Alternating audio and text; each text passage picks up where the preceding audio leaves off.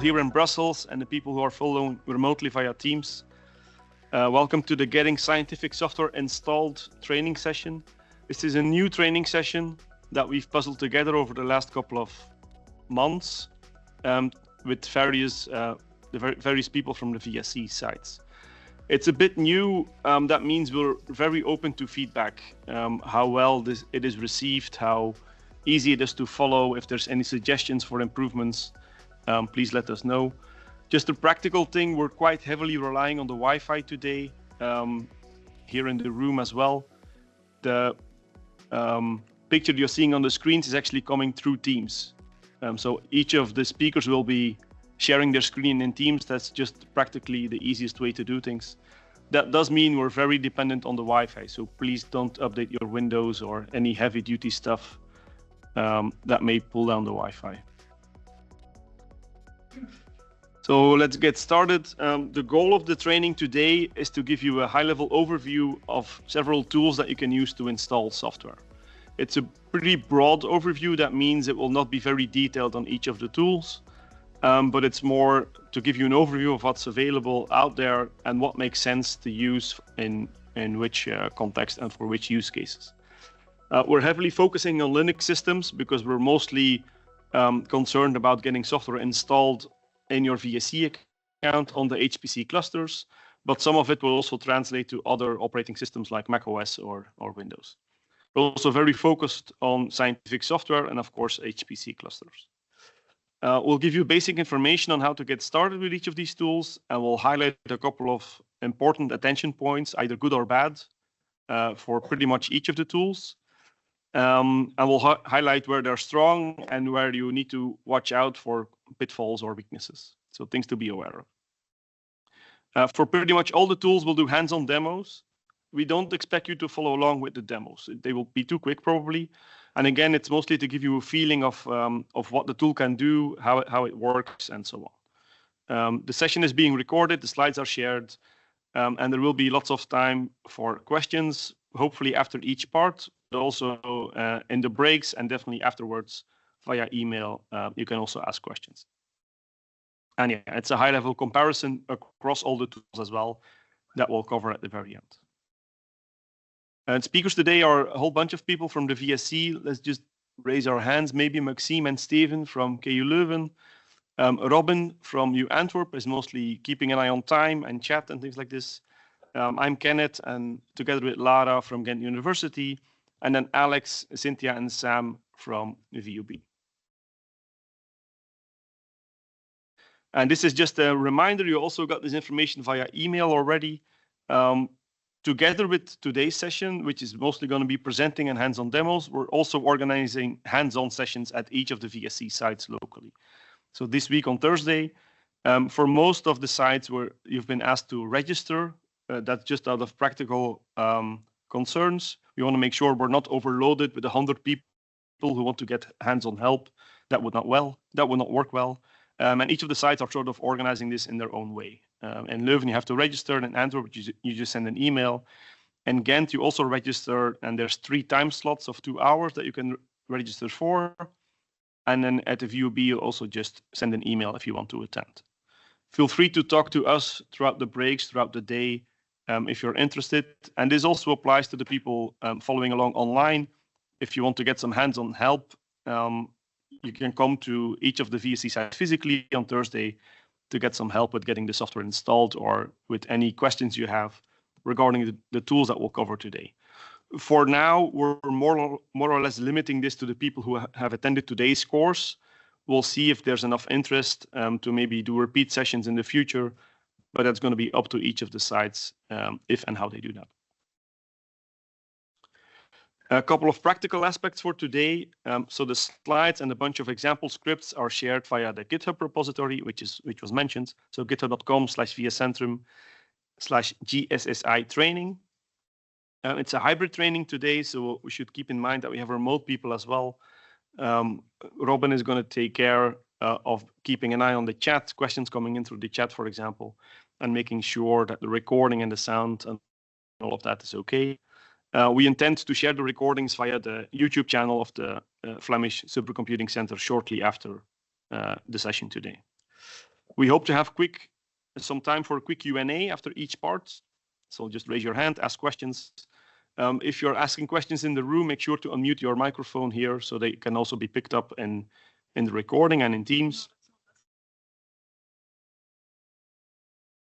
Yeah, okay, we'll see how that works. And of course, during the lunch break and the coffee break, you can talk to us, of course, network with each other as well, talk to each other about installing your software or anything beyond that. Any use of the VSC clusters is also in scope, of course. Just a very practical thing, the formatting for the examples in the slides are as shown here on the slide at the bottom. So these black boxes will be commands that you enter in the terminal. That's the bold white line, so examples of commands being run. There's a light blue line as well that starts with a hash. That's a comment, not a command. So that's like documentation, let's say, for that particular example. And then if there's output of a command, it will be below the command, indented and not in bold. So that's how you can discriminate between something you actually run, output you see, or just descriptive text for that particular command. We've tried very hard to keep that style synchronized across all the slides. So hopefully that's helpful. And then throughout most of the day-to-day, we'll be focusing on one particular software package that we want to install called TB Lite. We picked something that has a lot of practical aspects to it that are relevant for what we'll be discussing and for the different tools that we'll be showing you. So it's a lightweight, tight binding framework, some computational chemistry tool. Don't ask me what it does. I have no idea. But Sam here is the expert if you have any questions on TB Lite itself. What matters here is that it's implemented in Fortran, so it's something you'll have to compile, and there are Python bindings available as well. So you can also use it through a Python package that comes along with it. So it provides both a TB Lite command that you can run and a TB Lite Python module that you can import in a Python session or a Python script and use it like that. So that's why this is an interesting example to use throughout the day. It also has a bunch of dependencies, which I'm not going to cover in detail.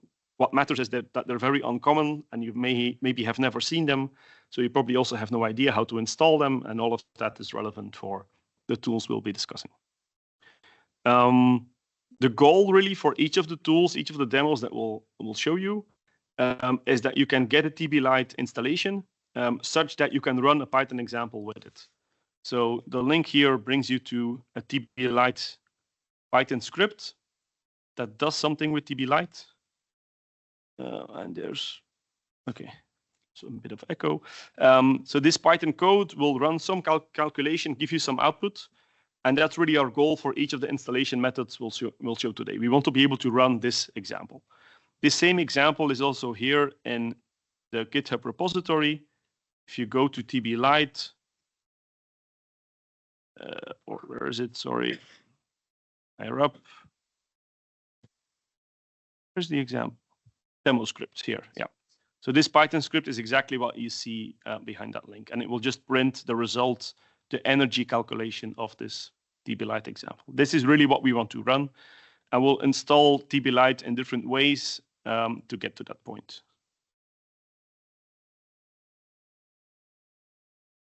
Okay, so that's sort of the goal. We picked something here. This particular tool may not be relevant for you, but from a practical point of view, it's good enough to demonstrate most of the tools. It's not going to be used for everything. We'll also show you how to install R packages, for example. This is a Python package. In that sense, it will not be relevant there. But for most of the tools that we'll show, this is going to be our example. Then before we continue, an important attention point here, we have pretty good documentation in the VSC, both centrally at docs.vscentrum.be, and also each of the VSC sites have their own additional documentation. You can find the links here on the slides.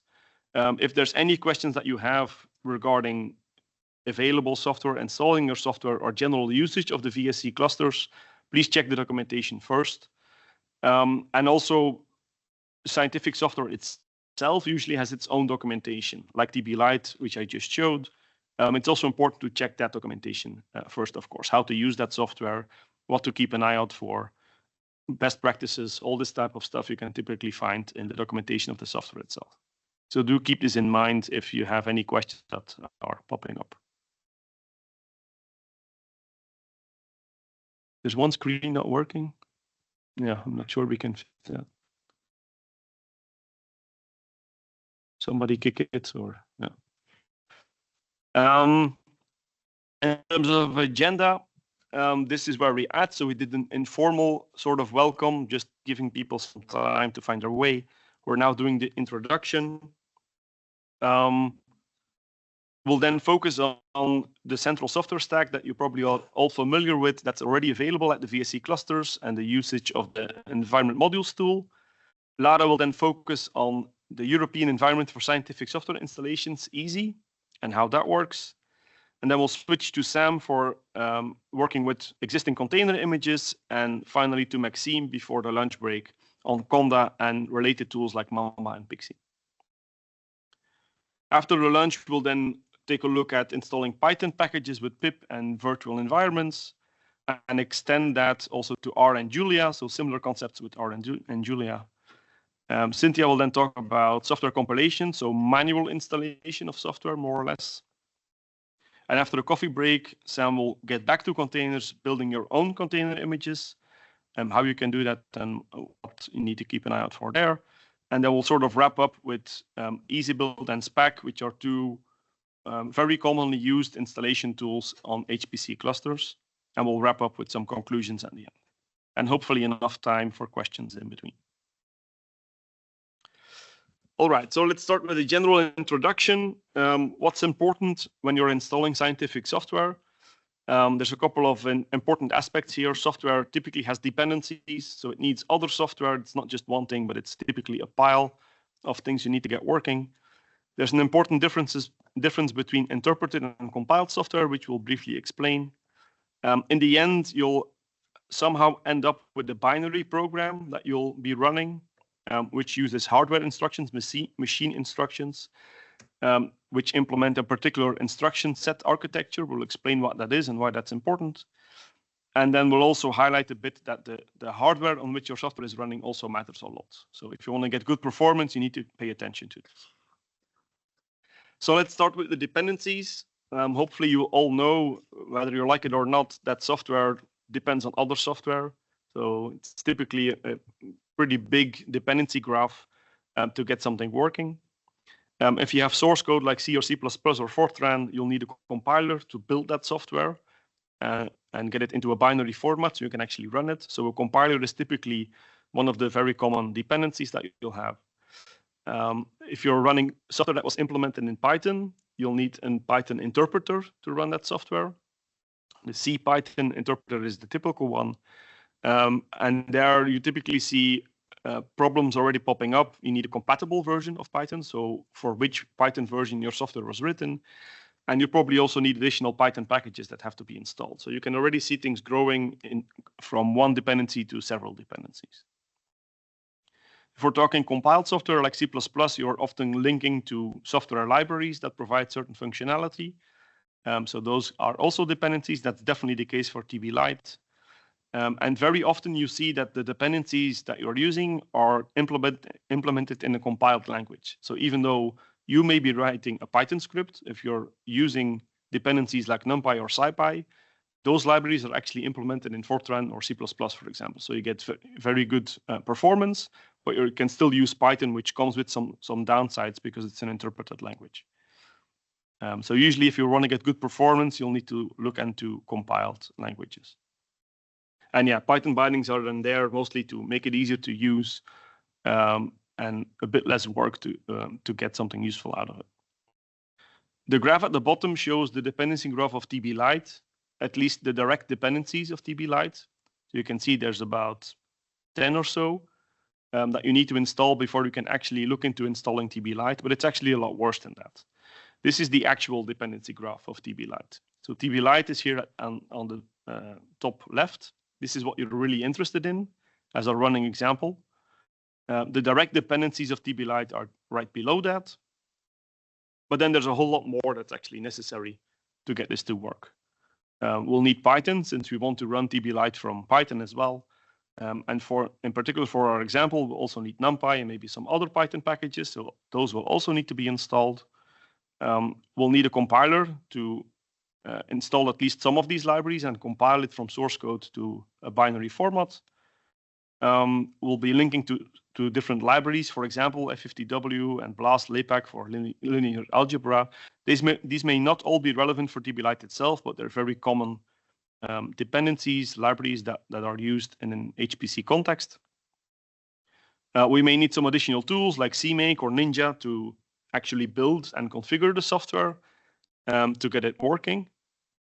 And somehow we also need things like Perl and Rust somewhere in between, maybe to run some of these configuration tools or some of these build tools that are written in Perl for whatever reason.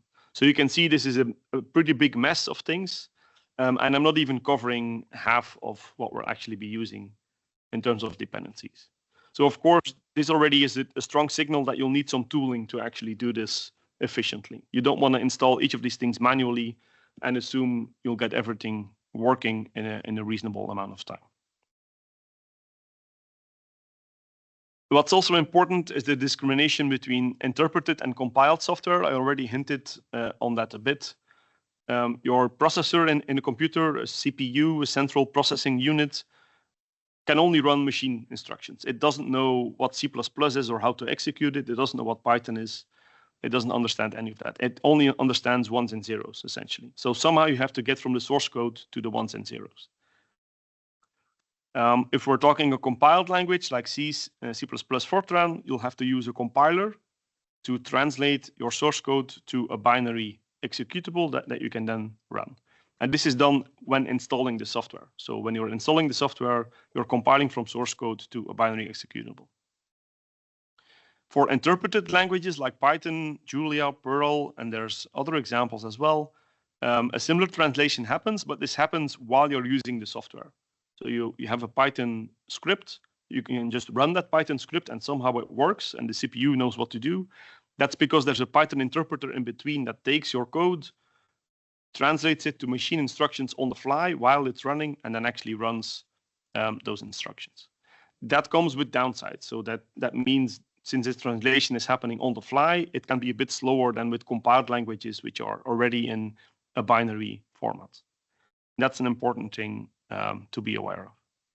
Python does fancy stuff as well, which is called just-in-time compilation. So it actually optimizes the binary while your software is already running, which is very interesting. So it can use the information from your input data, for example, to optimize in the end your installation, the software that you're using in a better way. I said Python, it's not actually done for Python yet, at least not the standard Python.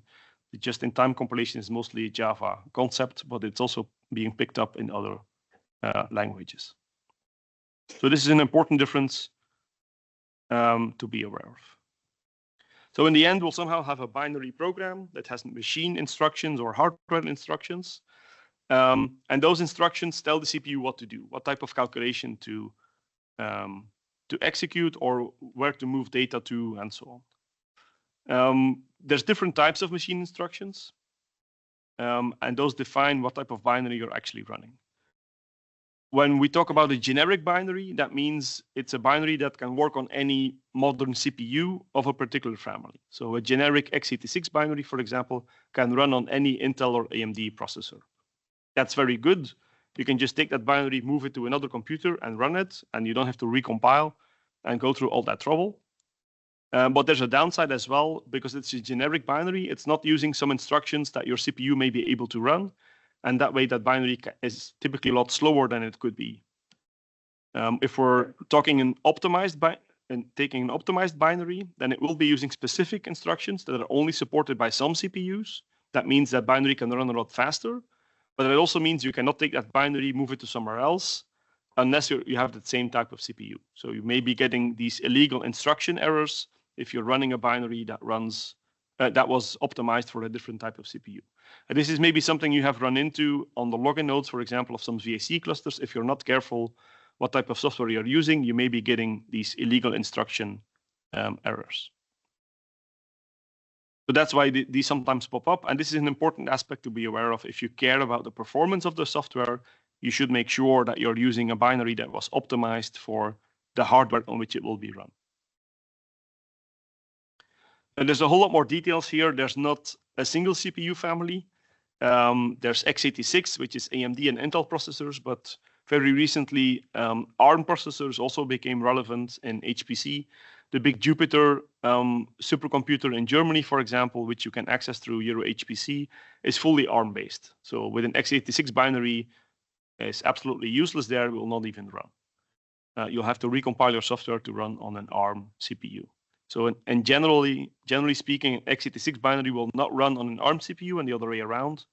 That's not fully true, especially on Mac OS. There's some special emulation software which translates stuff on the fly for you. So things can actually work, but typically it can have a negative impact on performance if you do so. And definitely in an HPC context, you don't want to use emulation software. Things will actually get more diverse quite soon. There's another CPU family that's now growing, and a lot of money is being invested into developing the ecosystem around that, which is called RISC-V or RISC-V. In the next couple of years, we'll probably see European systems or also in other parts of the world, big systems being implemented with this type of CPU. So things are getting more diverse than they are already. And then even within a single CPU family, so if we only stick to AMD CPUs, for example, there's different generations of CPUs.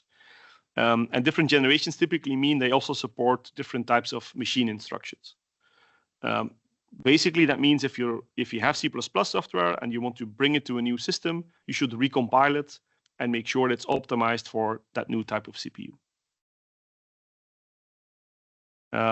Yeah, that's important in terms of performance. Then, of course, the downside is if you have rebuilt or recompiled your software on that new system, you cannot take that same binary to an older system. That's when you typically run into those illegal instruction errors. So that makes it all a bit difficult to manage, maybe, but it is important from a performance perspective. Then just briefly looking at GPUs, we're not going to be covering GPUs in today's training session. That would take us too far.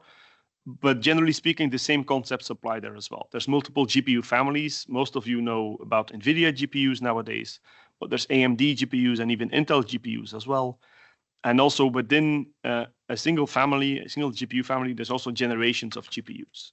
For the NVIDIA GPUs, you'll probably have heard about the A100 or the H100 GPU, so the Ampere or the Hopper generation, and very soon there will be the Blackwell generation as well. So the same concepts as you see with CPUs also apply here. When you're running software on GPUs, you'll also need additional software. Typically, the CUDA library will be necessary to be able to run anything on the GPU, and you typically have specialized libraries in addition as well. So things get even more complex than they already are, with what we saw with TB Lite, for example. And also here, if you have binaries that run on GPUs, they can also be specific to a particular GPU, or they can be sort of generic binaries that you can use across different systems. All right, to detect what type of CPU and GPU you have, there are some tools available on Linux systems. You can look into the proc CPU info file, so you can inspect the contents of that file, and it will tell you what type of GPU you have. You can run the lscpu command.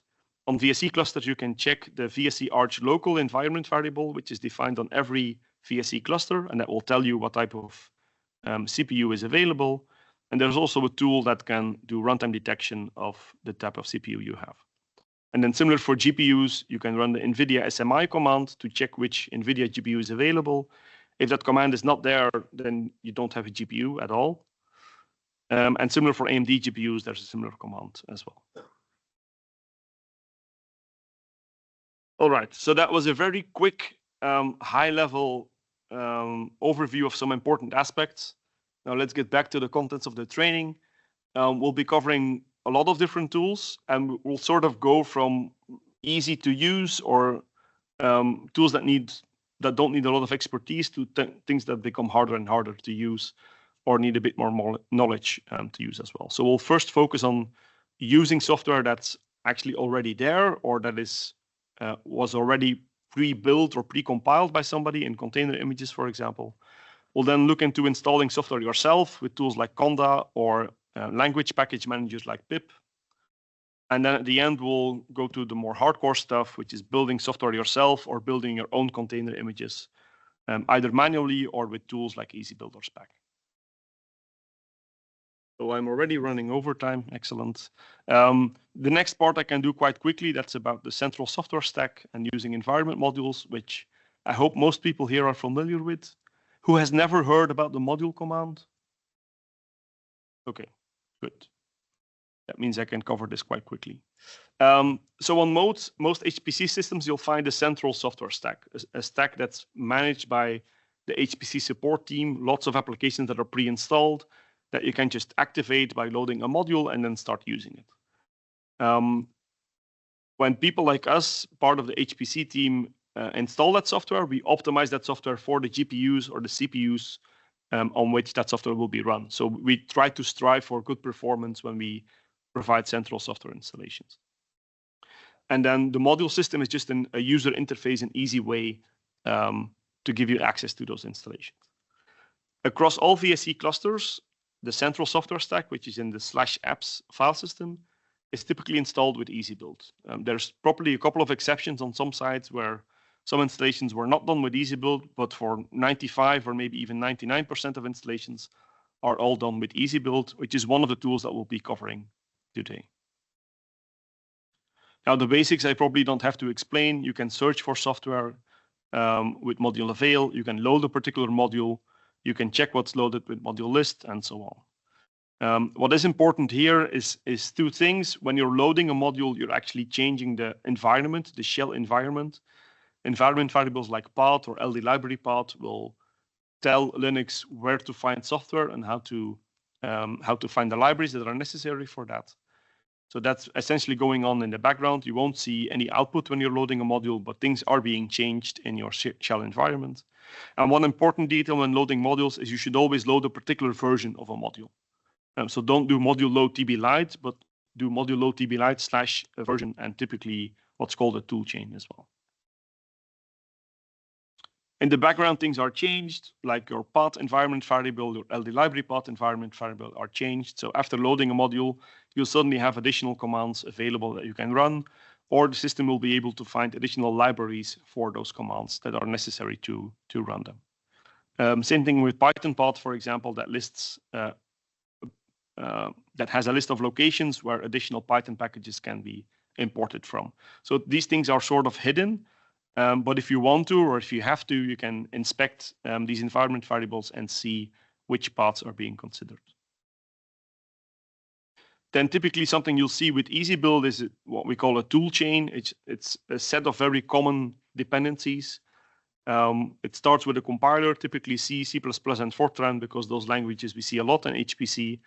And then they're usually combined with a communication library for MPI, usually OpenMPI on most systems, at least in the VSC. Libraries for linear algebra, for BLAS-LAPACK interfaces, and maybe even fast Fourier transforms. So those are all packed together in what we call a toolchain. And then we use toolchains to install software from source typically. And make modules available for those. So this is what these FOSS and IOMKL things are that you sometimes see in module names. Those are the toolchains that are used to install that particular software. One important detail here is that you should try not to mix modules that were installed with different versions of a toolchain, or even with toolchains that are not compatible with each other. Usually, if you try to do this, you'll get some kind of error messages that says, don't do this, or these things are not compatible with each other. You'll have to find another version that is compatible. All right, and then a quick hands-on demo as promised with TB-Lite. So here I'm logged into one of the systems in Ghent, the Donphan cluster. I can check whether TB-Lite has a module available. It has. We made sure this was installed, of course. Before I load this module, there's no TB-Lite command, so I cannot run this. The system will just give me errors that it doesn't exist. But if I load the module, things will change in the background for me.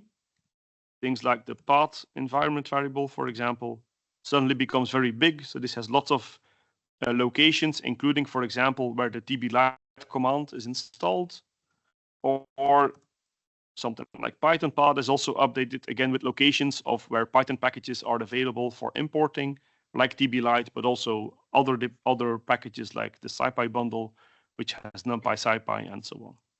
So after load module, I can run tblight, and I can also use, I think that's in history, yeah, I can use it from Python, so I can import the tblight Python package and print out which version it has, and this should be 0.4.0. So you can see tblight is now actually working. So for any software that's already available of the central software stack, it's very easy. You search with module avail, what is there, you load a module, and then you're all set to start using that software. It can hardly be any easier than that.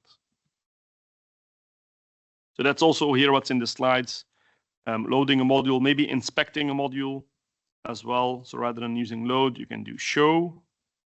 And this will show you some details of that module, a link to the homepage, for example, or some changes it will make to the environment. If you do this before loading any modules, it will also show you which dependencies are being loaded for that software. So you can get some information on that software by inspecting the module. This I pretty much showed. And then to wrap up, if there's any software you would like to use, but is not part of the central software stack yet, you can ask us to install it for you. So that's why the HPC support teams are there. You should talk to the support team of the cluster that you want to use. So if you're interested in running software on the tier 2 system in Leuven, contact the team in Leuven. When in Ghent, you talk to us in Ghent, or if it's for tier 1 Hortense, which is operated by Ghent, you also contact the team in Ghent.